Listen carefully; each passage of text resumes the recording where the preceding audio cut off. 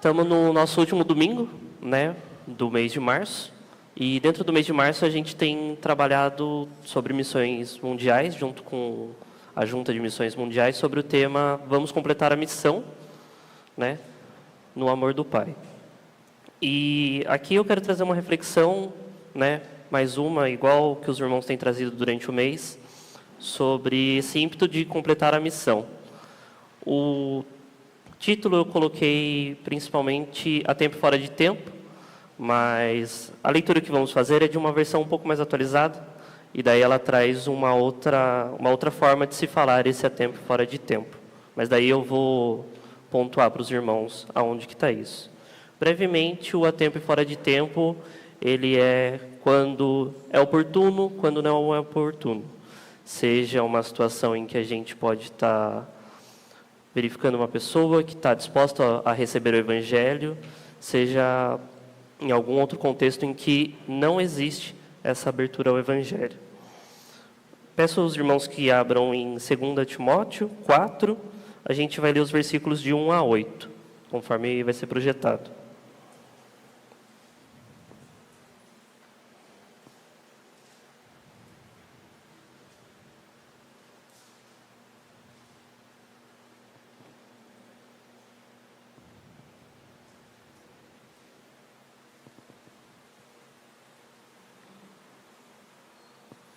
Esperar só uns minutinhos, pessoal, achar.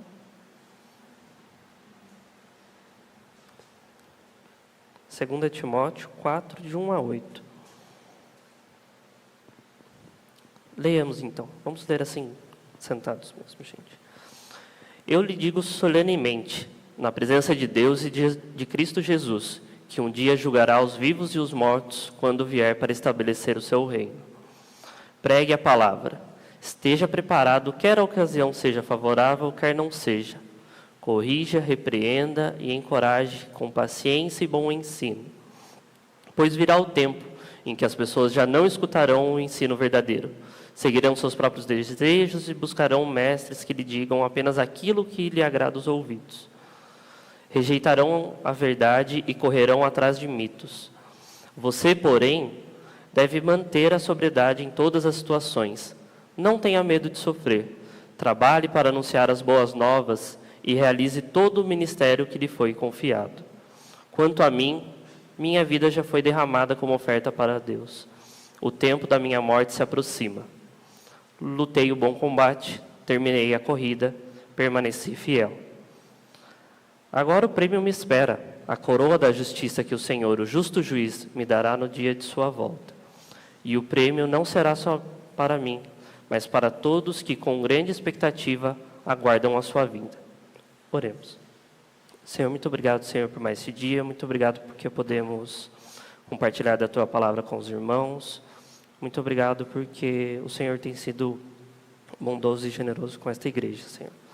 Fica com a vida de cada um aqui e alerte os nossos corações para que possamos continuar na missão. É isso que eu te peço e te agradeço. Em nome de Jesus, amém. O meu tio Paulo, ele é diácono em outra igreja, a nossa igreja mãe, a Igreja Batista Central de Sorocaba, e sempre quando ele vai dar uma aula, expor alguma situação, sempre no início ele busca responder algumas perguntas, ele traz para a gente as perguntas e vai respondendo junto, né? Que é quem está falando, quem está ouvindo, por que escreveu, quando escreveu, como escreveu. E eu vou trazer algumas apresentações para a gente refletir dentro desse texto. Para quem não sabe, essa é a segunda carta que a gente tem registro físico, né, do apóstolo Paulo para Timóteo, o qual ele considera o seu filho na fé. Paulo, para quem não conhece, era um romano que antes de sua conversão era conhecido como Saulo, e tinha como missão de vida perseguir os cristãos, né, naquela época chamado os discípulos do caminho, como eram conhecidos essa nova religião, né, daquela época. E ele tem um encontro com Deus, conforme relatado em Atos 9, e a partir desse encontro existe a sua conversão, E nisso ele muda a sua missão de vida. Ele não está mais disposto a perseguir os cristãos para matá-los, mas sim espalhar essa mensagem do caminho a toda a criatura, certo? Então, durante as suas viagens missionárias, durante a sua vida, Paulo sempre se empenhou em espalhar a palavra. Ele havia tido uma boa formação como cidadão romano. Roma era o principal império da época, então ali a gente tinha os melhores ensino, as melhores escolas, as melhores academias teóricas, e Paulo, como um cidadão romano, tinha tido ensino, um bom ensino. E com isso ele conseguia pregar o evangelho em contextos diferentes daqueles que Jesus já esteve. Jesus ele trabalhava principalmente com o povo judeu, mas Paulo ele é convocado a pregar além do povo judeu, além de corrigir o seu caminho, mas principalmente aos gentios da época, né? E os líderes religiosos, vendo que Paulo tinha uma boa formação e apresentava o evangelho de forma exemplar, então ele convertia as pessoas ao evangelho de Cristo.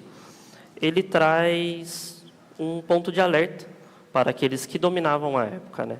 Sejam os líderes religiosos que queriam manter o poder sobre o povo judeu, seja para o império, que conforme ele convertia aquelas pessoas para a religião cristã, ele traz também um perigo de anunciar para essas pessoas e convocá-las a uma nova vida, reconhecer que existe outro Senhor que não o imperador de Roma sobre suas vidas, um novo rei e um novo Senhor. Então, a partir disso, Paulo ele se torna um perigo para esses dois poderes e buscam prendê-lo, buscam matá-lo. Então, ele sofreu muita perseguição, estava sempre em risco a sua vida por causa do Evangelho. Mas, mesmo diante disso, Paulo não recua em nenhum momento sobre a sua missão. E ele escreve essa carta para Timóteo, como eu já disse, seu filho na fé. Timóteo era um jovem que era um líder, naquele momento, né, era líder sobre algumas comunidades cristãs da época, e ele precisava, Paulo, como alguém mais experiente, ciente do que Timóteo enfrentaria, busca trazer algumas reflexões para Timóteo e encorajá-lo na sua missão.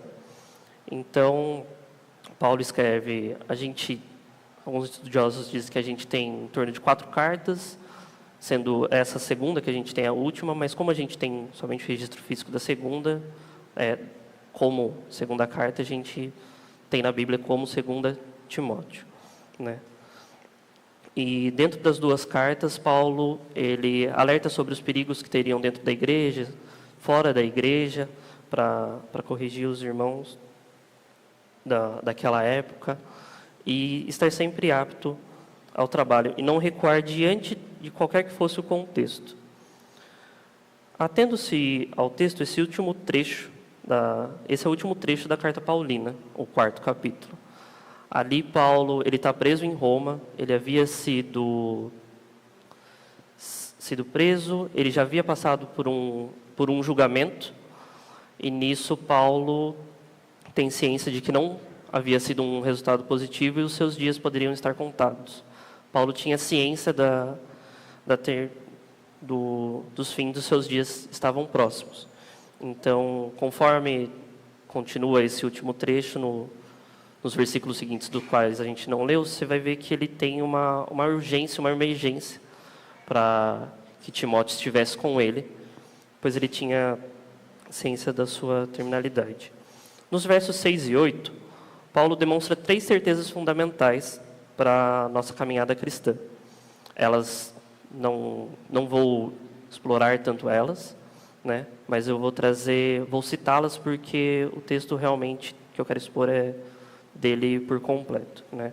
Então, os versículos 6 e 8, Paulo demonstra 3 certezas fundamentais: que o seu tempo era finito, a sua hora estava chegando. Ele tinha ciência de que havia completado a missão que Deus lhe havia confiado após a sua conversão. E a terceira era que Deus era fiel e justo para recompensar esse cumprimento da sua missão durante a sua vida. E Paulo, ele é bem direto e singelo nessa apresentação dessa certeza, que para mim, apresenta uma reflexão de como a gente tem aguardado essa segunda vinda de Cristo. Como a gente tem vivido os nossos dias, depositado o nosso tempo, depositado o nosso dinheiro. Um parênteses aqui, fico muito feliz da igreja com o compromisso do alvo, de que a gente se comprometeu a enviar para as missões mundiais. E Paulo, ele tinha tudo que ele fazia era em prol do Evangelho. Mas, voltando à pergunta, como a gente tem aguardado, qual é a nossa postura diante da segunda vinda de Cristo? Porque ele veio para remir os nossos pecados, ser crucificado e ressuscitou ao terceiro dia. Mas como a gente aguarda essa segunda vinda, como alguém que há de julgar os vivos e os mortos, como a gente tem ansiado esses dias? A gente tem ansiado como uma vinda imediata, tendo certeza de que esse é o propósito final de nossas vidas, de estar reconciliados com Deus nos céus, ou a gente tem pedido para Deus dar uma segurada nesse dia? A gente tem, será que pedido para Deus ou buscado nos nossos dias outras coisas que senão aguardar realmente essa segunda vinda? Será que a gente tem orado para Deus sobre outras coisas, pedido principalmente sobre outras situações dos nossos dias a dias, e pedindo sempre a Deus assim, tipo, Deus, espera eu fazer isso, aí o Senhor pode vir, entendeu? Espera eu criar os meus filhos, espera eu construir a minha casa, aguarda ter meu carro, completar a minha formação. Será que a gente tem buscado essas coisas primeiro do que o reino de Deus sobre as nossas vidas? E eu não digo que isso seja ruim para as nossas vidas, não digo que isso seja mal, mas isso demonstra quem é o Senhor dos nossos corações, quem realmente está imperando. E buscar o que Deus quer para as nossas vidas, que essas outras coisas acabam sendo secundárias e consequência de buscar a Deus sobre todas as coisas, elas são justas da gente querer, mas mais uma vez, como eu disse, estarmos cientes para aquilo que fomos chamados aqui, que é completar a missão, né? Assim como Paulo, a gente também é convidado a combater o bom combate, completar a corrida e guardar a fé. Esse guardar a fé não é somente guardar a fé para nós mesmos, somente dentro dos nossos corações, e as outras pessoas, né, não precisam desse evangelho. Esse guardar a fé é guardar a fé daquilo que Paulo vai trazer um pouco antes sobre as falsas doutrinas e os falsos mestres que se apresentavam lá, né? Então Paulo, ele fala mais uma vez que quando nós guardamos a nossa fé, a consequência disso em nossas vidas é amar ao próximo, buscar a justiça, perdoar, consolar, e todos os frutos do Espírito que estão descritos nas Sagradas Escrituras. Outro alerta que Paulo traz é um pouco acima dos versos, quando ele fala que as pessoas não querem mais ouvir o verdadeiro Evangelho e querem seguir os próprios corações, estão se desviando da fé, estão largando a fé, né? É diferente da situação, muitas vezes, em que a gente tem dentro de missões mundiais, que são para com os povos não alcançados, né? A gente tem aqueles povos que nunca ouviram falar de Jesus, e para eles a gente tem que ter uma postura diferente para estar aptos ao Evangelho, né? Enquanto para esses outros, talvez seja um pouco mais próximo da realidade brasileira, na qual a gente tem a espiritualidade cristã de uma forma permeada, mas não sempre afirmada dentro do Evangelho e das Escrituras. Então, Paulo alerta Timóteo sobre a preocupação com essas pessoas e sobre como ele reagiria diante dessas pessoas. Paulo, ele diz para Timóteo que quando se encontrar com essas pessoas, seja sóbrio, equilibrado, não tenha medo de sofrer e cumpra o ministério que lhe foi confiado. Paulo, ele alerta sobre permanecer firme no Evangelho, pregando a palavra, quer haja tempo, quer não haja tempo. Então, outra coisa que eu gostaria de apresentar é que, conforme os anos foram passando, até hoje em dia, os perigos da igreja, da Igreja de Cristo, ela tem se apresentado de diversas formas. E uma delas é o que a gente vê hoje em dia, que são várias igrejas. E dentro dessas igrejas e mais igrejas, a gente consegue ver mais igrejas do que bares hoje em dia, né? E assim, bares hoje em dia também estão um pouco decaídos, está abrindo mais essas adega, copão, não acompanham tanto esse tipo de comércio. Mas a gente vê que existe um número muito maior de igrejas do que esses tipos de comércio, mas a vida dentro da nossa cidade, dentro do nosso país, não tem melhorado, não tem desfrutado do resultado do que seria com esse número alto de igrejas, né? E o motivo é porque essas igrejas são feitas de pessoas para pessoas, e não somente para exercer o verdadeiro evangelho. As igrejas, elas são criadas muitas vezes por pessoas que podem ter tido algum tipo de problema, né? Entende-se a missão lá, mas daí em algum momento se desvia do seu foco, igual essas pessoas das quais conheciam o evangelho, mas resolveram dar ouvidos a mitos, dar ouvidos a outras situações. E é importante a gente ater a essas situações para a gente corrigir com um bom ensino e tudo mais, mas também estarmos aptos a acolher as pessoas das quais acabam sendo vítimas dessas igrejas, das quais achavam que estavam exercendo o evangelho e vivendo para Cristo, mas na verdade elas estavam sendo usadas para o benefício de outras pessoas. Então, nisso, trazendo um paralelo do exemplo que Paulo traz, a gente tem soldados feridos por fogo amigo, né? A gente tem pessoas exaustas da corrida, né, para completar a corrida. E quando a gente se deparar com essas pessoas, a gente precisa seguir as orientações que Paulo dá a Timóteo, que é corrige, repreende, encoraje com paciência e bom ensino. Voltando um pouco sobre a segunda vinda, Paulo traz a reflexão sobre o equilíbrio, sobre a sobriedade, na verdade, e a sobriedade ela é um paralelo com o equilíbrio emocional diante dessas situações. Então, ele é um paralelo para que sejamos sóbrios diante dos nossos comportamentos, diante dos nossos pensamentos e as nossas atitudes. É importante isso para completar a missão. Porque Paulo sabia que sofreria perseguição, Paulo sabia das coisas que afligiriam os seguidores de Cristo. Então ele alerta Timóteo falando, suporta as aflições, né? Sofre sem medo, porque Paulo mesmo era um exemplo disso. Paulo, ele enfrentou perseguição, enfrentou naufrágio, ele foi preso mais de uma vez, ele sofreu o abandono das pessoas que o seguiam, ele foi traído por amigos, e mesmo assim, diante de tudo isso, Paulo ainda permanece firme na missão e exorta Timóteo a pregar a palavra, a cumprir a missão que lhe foi confiada.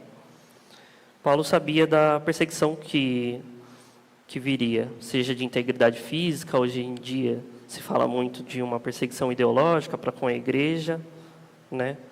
E Paulo ainda assim não recuou diante daquela situação. E por fim, no último trecho que a gente tem no começo do texto, é a convocação de Paulo. Paulo, ele convoca Timóteo, lembrando Timóteo do dia do julgamento final, que Jesus iria julgar os vivos e os mortos. E diante desse julgamento, você tem uma obrigação. Pregue a palavra. E diante disso, você vai ser julgado. Seja tempo ou seja fora de tempo. Seja a situação seja oportuna, seja a situação inoportuna. Então, a gente tem que pensar um pouco sobre quais são essas situações oportunas das quais a gente tem. Muitas vezes as situações oportunas é realmente um exemplo de que a pessoa está aberta ao Evangelho e a gente traz o plano de salvação, a pessoa aceita Jesus, a gente pensa somente nessa situação. E uma situação inoportuna é quando a pessoa não está aberta ao Evangelho. Mas é importante pensar que as nossas vidas, elas são exemplos de pregação do Evangelho. As formas como a gente age no dia a dia, as formas como a gente tem as nossas relações. E diante disso, sendo testemunho vivo, é uma forma de pregar a palavra. Então, quando a gente não tem uma situação, muitas vezes no trabalho existem situações onde a gente não pode apresentar o Evangelho, mas a gente acaba tendo atitudes diferentes das habituais e diferentes do que as pessoas veem de outras pessoas. Então, nisso, a gente acaba sendo um testemunho vivo e pregando a palavra naqueles contextos também.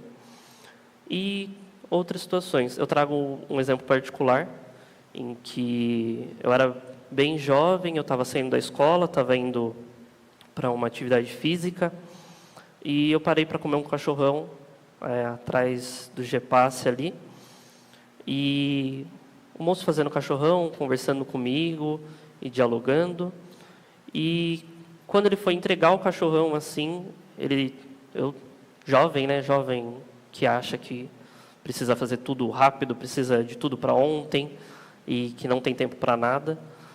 Eu estava querendo só pegar o cachorrão e ir embora, seguir a minha vida assim, e o homem simplesmente dá uma segurada assim no cachorrão e diz que Jesus me ama. E naquela época eu já tinha crescido na igreja e tudo mais, mas foi algo bem impactante para mim. Eu acho que eu tinha em torno de uns 13, 14 anos assim. E dali até a caminhada para minha atividade física foi simplesmente porque eu não tenho feito isso e ele tem usado o ofício dele para isso, sabe? Então eu me senti confrontado naquele momento do será que eu estou vivendo para Cristo, será que estou vivendo para mim mesmo, os meus dias. E é uma reflexão contínua que a gente tem que ter e a vida em igreja nos traz, nos relembra e nos encoraja a permanecer na fé e não se desviar dessa nossa missão que nos foi confiada. E Paulo parecia que tinha ciência de muita coisa. A gente sabe que as Escrituras são inspiradas por Deus, e Deus sabe de todas as coisas. Mas Paulo, ele é muito vívido nessa segunda carta para Timóteo. Ele é muito vívido porque é uma pessoa próxima com a qual ele gostaria de ter próximo mais uma vez, antes da sua morte. Então, a gente vê ali uma carta realmente um pouco mais emotiva do que as outras que a gente tem de Paulo. Paulo, ele é o principal escritor do Novo Testamento, e nas outras cartas ele trata de outras coisas para corrigir as igrejas das cidades ou para orientar algumas pessoas. E nessa sendo a última, e ciência da sua finitude, ele acaba sendo um pouco mais emotivo. E concluindo,